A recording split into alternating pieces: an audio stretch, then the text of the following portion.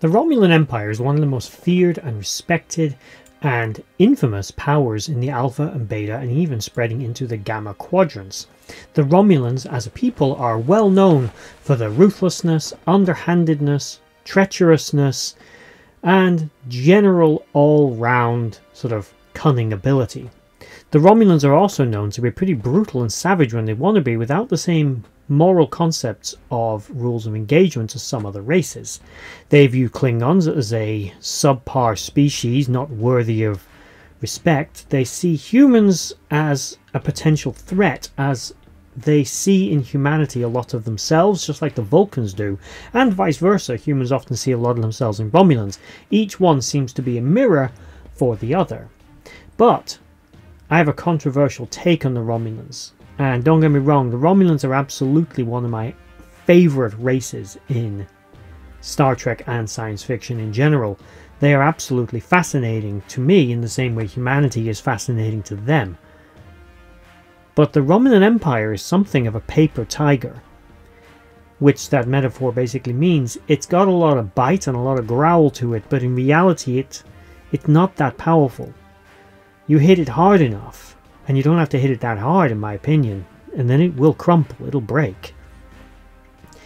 And to back up my hypothesis of the Romulans, which I know is not the best take a lot of people, but so before everyone starts typing about how awesome the Romulans are, I completely agree with you. The Romulans are bloody awesome, but they're not perhaps as powerful as they like to portray themselves.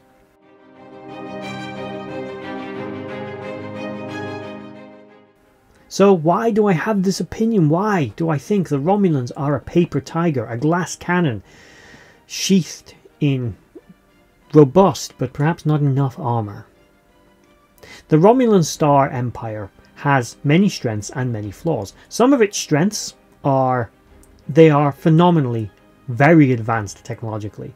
They are capable of fielding some of the technologically most sophisticated vessels, weapons, and technology. They have one of the most robust intelligence service infrastructures in the Quadrant.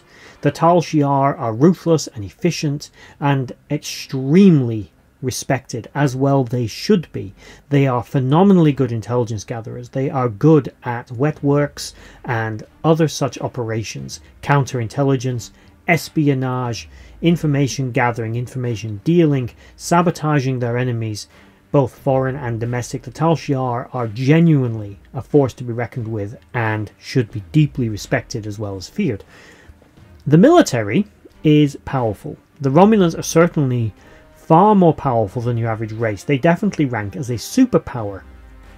But when stacked against someone like the Federation, I don't think they compare. Because they don't. The Romulan Warbird one-on-one is a formidable ship. But the Romulans hide their numbers with cloak. Going back to the Tal Shiar are very good at concealing things. The Romulan Warbird has a drawback. It's huge. The Diderite class is a massive ship. But it must take a lot of time and effort to build. Now, we've got to assume that modern Romulan construction techniques are more sophisticated than what we have now. But even so, I bet one of these vessels is a massive, monumental investment. Now, they certainly have other ships in their arsenal. But the Warbird is the premier vessel, isn't it? It's the showpiece. And not just the Dideritics, but also the Valdor class that followed it. These ships are the premium vessels of the Empire. And they're used very effectively, but also very sparingly. You do sometimes see them in numbers, but usually only close to Romulan space. Like the Vulcans, they keep their ships close to home. They rely very heavily on the perception of strength rather than the application of it. Now, they guise this and they hide it behind surgical use of threat and force. And being the puppet masters, liking to get others to do the fighting for them. They provide resources and supplies and intelligence to get others to do the fighting while they sit back, and they'll come in and mop up. But is this perhaps because they don't actually have the resources for a long protracted sustained war? The Klingons we know do. They suffered after Praxis, but the Klingons can sustain a long-term war. Far from home, the Romulans were slow to get into the Dominion War. As we see many times, again, they're puppet masters. And of course, they don't want to throw themselves headfirst into war. And they wanted to prepare for it. Everybody needed to prepare for that war. But the Romulans, like I said, they never seemed to be able to field or quite match what the others were capable of doing. The Romulans were, quite respectfully to be fair, willing to negotiate and find other more reasonable solutions to conflict resolution, which is a good thing. It shows that, you know, the potential that one day they are going to be members of the Federation was already there in their early days.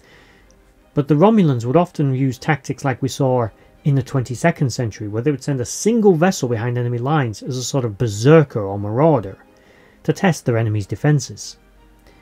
Then they'd pull back if they didn't like what they saw, unwilling to commit large-scale forces. Although we don't know the ins and outs of the Earth-Romulan War, which to be fair is going back a little further, and territories are further apart, ships are a bit slower, so there's a lot of other variables here. But the Romulans were up against a power that they should have been able to knock over pretty easily. A nascent federation and primarily a human force. It's the reason it's called the Earth-Romulan War. That Starfleet was not the Starfleet it was going to be. The Romulans should have won, but they didn't. Why? They're a paper tiger. I'm sorry to say it. The Romulans can build very advanced and very powerful ships, but they can't build a lot of them. Their empire seems starved for resources despite its size.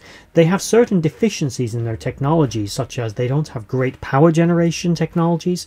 They suffered historically with vessels that had massive constraints on energy. It wasn't until the development of the forced quantum singularity reactors that the Romulans were able to actually produce ships that were capable of going toe-to-toe, one-on-one, with those of the Federation. Note that before this, the Romulan vessels that were copies of Klingon ships, the Birds of Prey, were no match for a Federation starship like the Enterprise or the Constellation, or any of those vessels.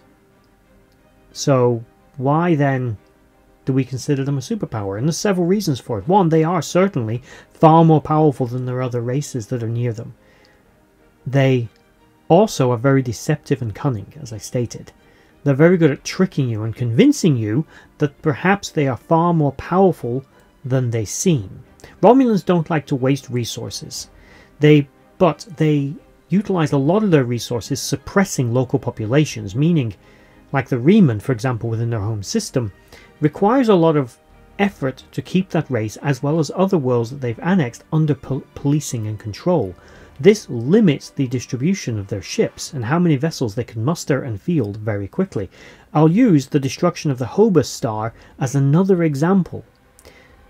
The Romulans, a superpower supposedly toe-to-toe with the Federation. Why then did they need Starfleet? Now, I know there probably were never going to be enough ships to evacuate everyone, and Starfleet sending in all those ships would have been massively helpful. But without them, the Romulan Empire collapsed, it failed, it degenerated into smaller sectarian groups, and it simply couldn't evacuate its own people. Why was Romulus not evacuated? And there are multiple reasons, and it's likely the logistical infrastructure behind the Romulan Empire was not as robust as that of the Federation. They weren't able to recommission ships fast enough, they weren't able to field enough vessels, they didn't have enough transports. The Romulans, as powerful as they are, as formidable as they are, as threatening as they are no match for the Federation. And their claws and their bite are perhaps not as formidable as their growl.